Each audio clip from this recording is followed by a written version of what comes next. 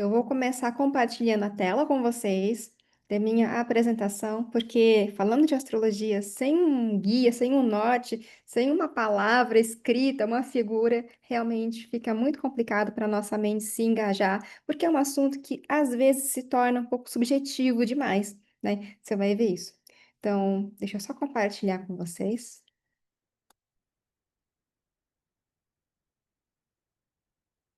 colocar no modo de apresentação e lá vamos nós.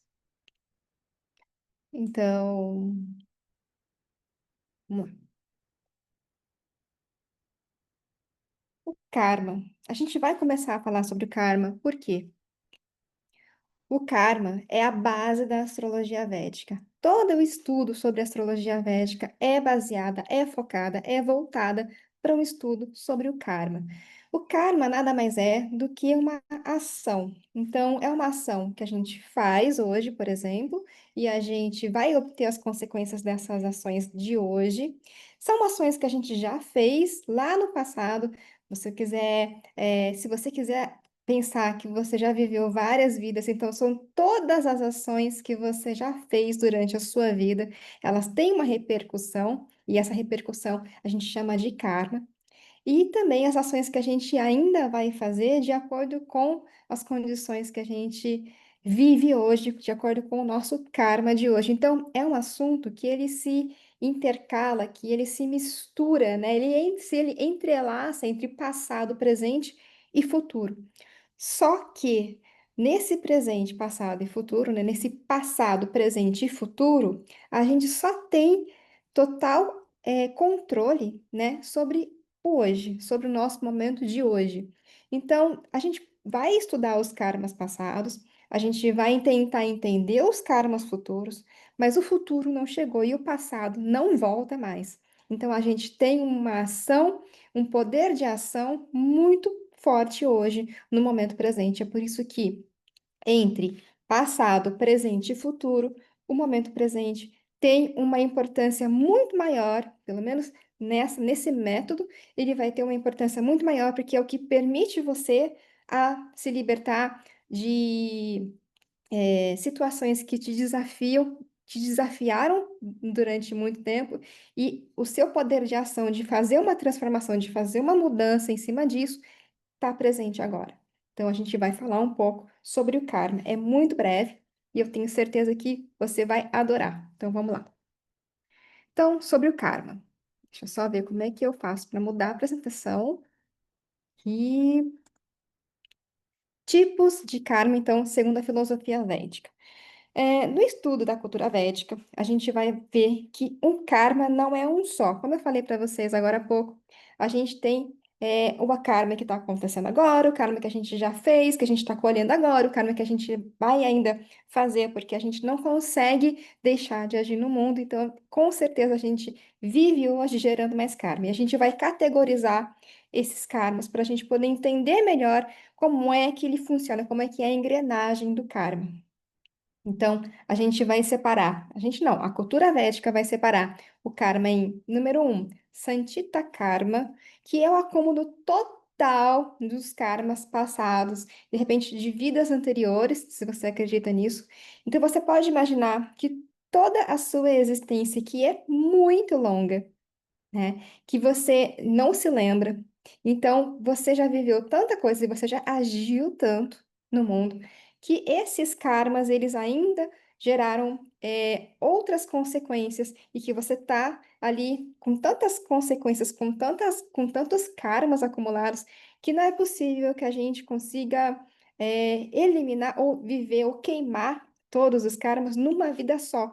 Porque, querendo ou não, a gente tem uma vida relativamente curta. Relativamente não é, a gente não é tão longevo assim, a ponto da gente falar que a gente vai conseguir queimar, conseguir eliminar, vivenciar e pagar, enfim, todos os karmas durante uma vida só. Seria muita presunção se eu dissesse para você que nessa vida eu vou cumprir todos os meus karmas ao mesmo tempo de parar de fazer, mas de gerar mais karma e que tudo dentro dessa vida e eu vou conseguir a iluminação plena, né? Isso é muito presunçoso da nossa parte. Nós somos seres extremamente imperfeitos e ainda temos um caminho de evolução que está muito à frente da gente. Alguns estão mais perto, outros estão mais por meio do caminho, então outros precisam trabalhar um pouco mais, mas de fato, a maioria de nós tá num lugar que tem um Santita Karma, né? Que a gente tem um saco, uma bolsa de karma ali que a gente tem acumulado em algum lugar.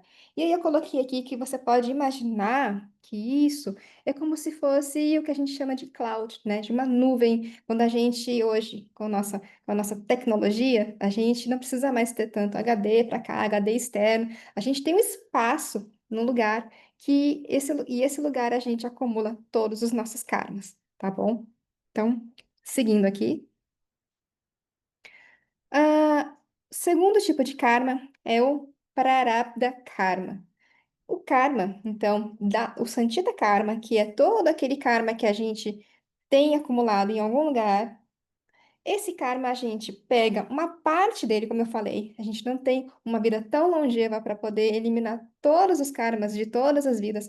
Então, existe uma parte que a gente pega e escolhe, teoricamente, né? Ninguém consegue comprovar isso, mas é dito que a gente tem uma parcela de karma que a gente traz para essa vida e a gente vivencia nessa vida. E isso a gente tem como comprovar que é o mapa natal.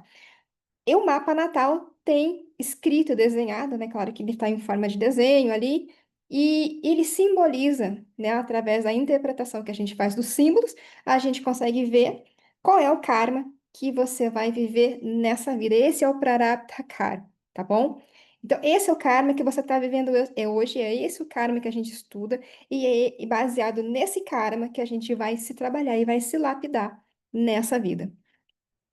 Então, isso fala muito. Ele vai definir para a gente, então, desde o momento do nosso nascimento, em qual família a gente veio nascer, né? Quais são as pessoas que compõem a nossa família, qual é a cultura, qual é a tradição, qual é o país, qual é o continente em que a gente está nascendo, para que a gente se agrupe com pessoas que têm karmas parecidos com os nossos. Então, um exemplo muito básico, né? Seria muito interessante, apesar de ser um pouco trágico, né? Também a gente estudar mapas de pessoas que vieram a falecer no mesmo acidente de avião, porque provavelmente elas tinham um karma que interligava todas elas para poder ter um final no mesmo local, da mesma forma e todas juntas.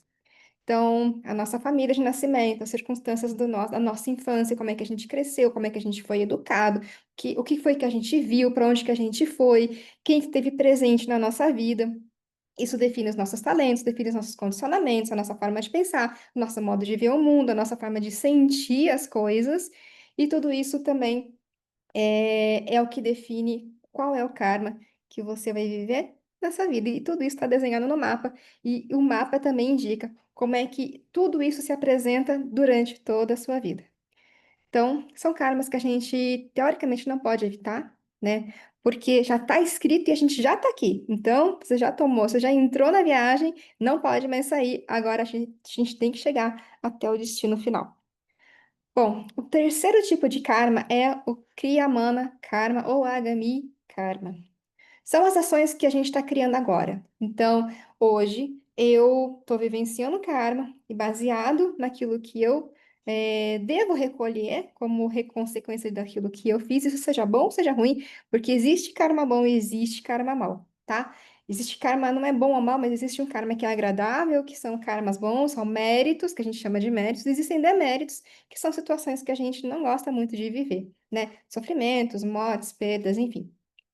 Então, o Kriyamana Karma é um karma que a gente, a partir de ações agora, que a gente acaba criando e a gente acaba gerando, né? E aí, de repente, a gente pode vir a pagar nessa vida mesmo, ou ele vai lá para o cloud, sobe lá para o cloud, e a gente deixa ele lá guardadinho. Lembrando que isso não é só bom, isso não é só ruim, né? A gente tem diversos tipos de ações nossas que trazem para a gente ou méritos ou deméritos, né?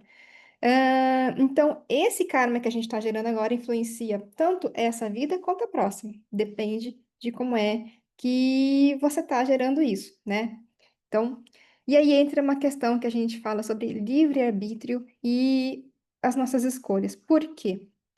Teoricamente, a gente vive num mundo de condicionamentos.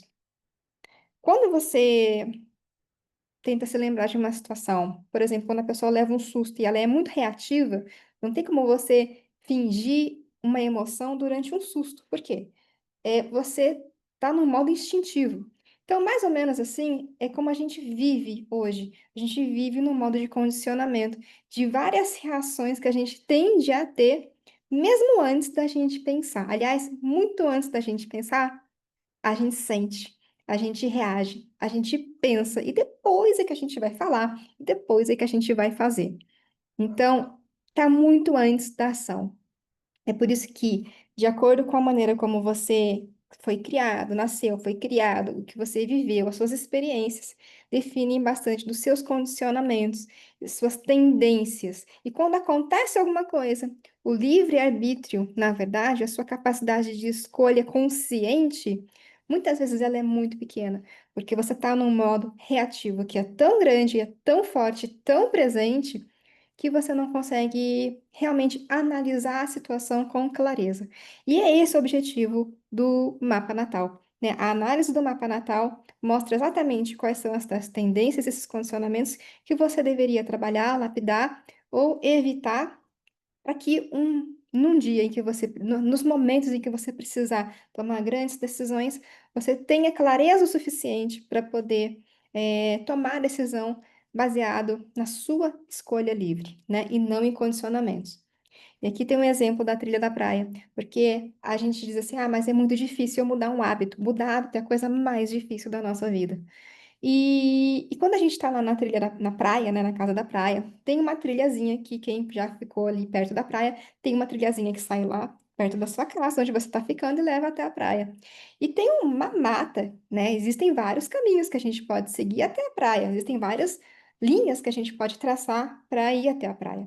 Mas existe um caminho que está aberto, que já está ali bonitinho para você, já está trilhado, porque muitas pessoas já passaram por lá. E quanto mais gente passa, quanto mais vezes alguém passa, mais aquele caminho fica demarcado. Então, esse é o hábito, esses são os nossos condicionamentos. E quanto mais a gente age de uma forma como a gente quer, para um lugar onde a gente quer chegar, para um lugar de mais saúde, de repente, se você está precisando de ter um hábitos mais saudáveis, né, hábitos de exercício físico, fazer as atividades físicas, se alimentar melhor, dormir melhor, ou se você quer uma produtividade maior no trabalho, se você quer melhorar os seus relacionamentos, você precisa começar de algum lugar e a trilhar um caminho que você de repente não trilhou muitas vezes. Então ele não está demarcado, ele não está fácil, não está fácil nem encontrar o caminho que dirá você ultrapassar o caminho. Então primeiro você vai encontrar um caminho e vai começar a demarcar o seu próprio caminho para o lugar onde você quer chegar.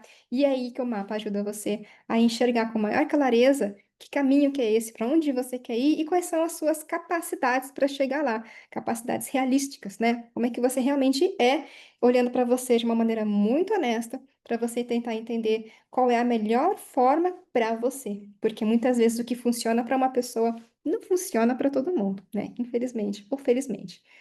Então, e agora sim, a gente vai entrar no tema de hoje, que é o tema de Júpiter. Então, vamos lá. Júpiter é o planeta que a gente considera ele como benéfico, e ele é o maior dos benéficos, né? A gente vai dar outros nomes para ele, que é Júpiter, Guru ou Brihaspati. E aí, agora a gente vai entrar na próxima aula. Eu vou parar de compartilhar a tela e eu espero vocês, então, na próxima aula. Até mais.